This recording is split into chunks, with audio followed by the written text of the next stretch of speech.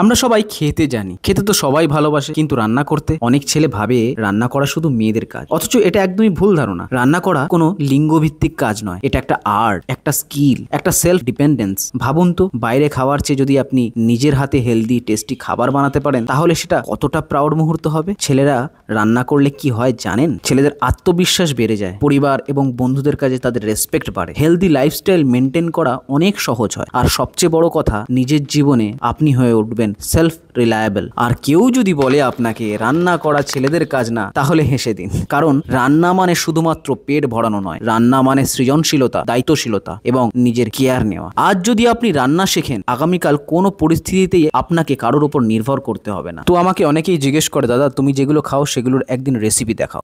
তো তোমাদের কথা মতো আজকে একটা নতুন রেসিপি নিয়ে চলে এসেছি, যার মধ্যে ছিল গাজর, ক্যাপসিকাম, রেড বেল পেপার এবং ইয়েলো বেল পেপার।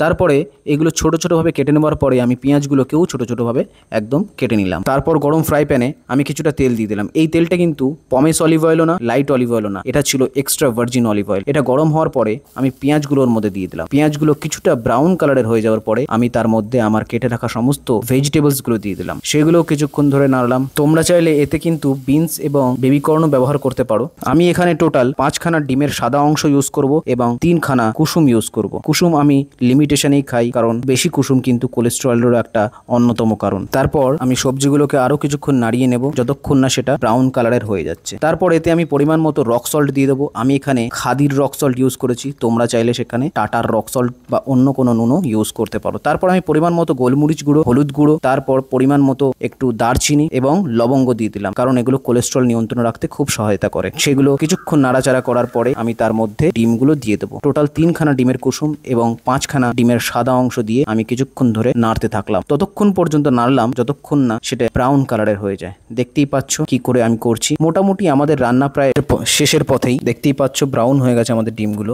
আর ব্যাস রেডি হয়ে গেল আমাদের এগ ভেজিস। দেখতে পাচ্ছ কত সহজ সরল ভাবে আমি বানিয়ে ফেললাম। তোমরাও কিন্তু একটা হেলদি এরকম রেসিপি বাড়িতে ট্রাই করতে পারো, বিভৎস সহজ ভাবে বানাতে পারো, সবাই বানাতে পারে, একটা বাচ্চা ছেলেও বানাতে পারবে। কত সহজে বানিয়ে ফেললাম। এর মধ্যে আমি একটু টেস্টের জন্য ওপর দিয়ে চিলি ফ্লেক্স অ্যাড করে দিচ্ছি। দেখতে পাচ্ছ তোমরা চিলি ফ্লেক্স ওপর দিয়ে দেওয়ার পরে সেটা আরো সুন্দর এবং আরো লোভনীয় দেখাচ্ছে। কত সুন্দরভাবে হয়েছে। তোমরা কিন্তু যারা হেলথ কনসিয়াস তারা অবশ্যই বাড়িতে এই রেসিপিটা অন্তত ট্রাই করো। আমার চ্যানেল সাবস্ক্রাইব করতে ভুলো না এরকম আরো লোভনীয় হেলদি রেসিপির জন্য।